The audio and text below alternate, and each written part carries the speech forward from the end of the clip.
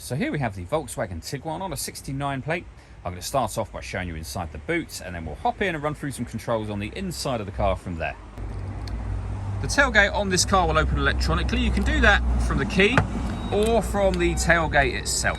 As we approach the back of the car, you'll see we have plenty of boot space at the moment. This is a 7-seat vehicle. The two rear seats are folded down, so we have all of this boot space. If you fold these two out, the boot space would be this section at the back just here.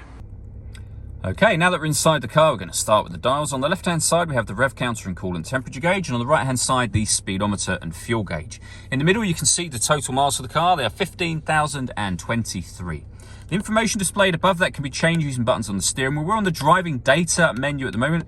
You can, for example, within that menu, have a digital readout for the speedometer, as you can see. There are other menus available to you as well. So assist systems, your navigation, audio, telephone, vehicle status, and back around to where we started again. And the buttons I was using to do that are just here. We have stereo controls, which continue on the left-hand side. Cruise control. Once you set cruise control, hit this button just here. This car is able to maintain its own distance between itself and the car in front, both speeding up and slowing down automatically depending on the car in front's speed. And then over in the center, we have the main touch screen for the car. So firstly, we're on the radio menu at the moment. You've got DAB, FM and AM radio, as you can see. If you want to listen to your own music, you can do that under the media setting. And again, loads of ways to listen to your own music, and they include Bluetooth audio. So once you pair your phone, you'll be able to make and receive phone calls, but also stream your music wirelessly as well. The phone is accessed just here. Follow the instructions on screen from there. Satellite navigation, hit that button to open that. There's a full video on our website and on our YouTube channel as well that shows how that works. Working our way down, we then have dual zone climate control. So you can adjust the passenger and driver temperature. You can increase, decrease the fan speed from here and determine what direction you'd like the air to be distributed in.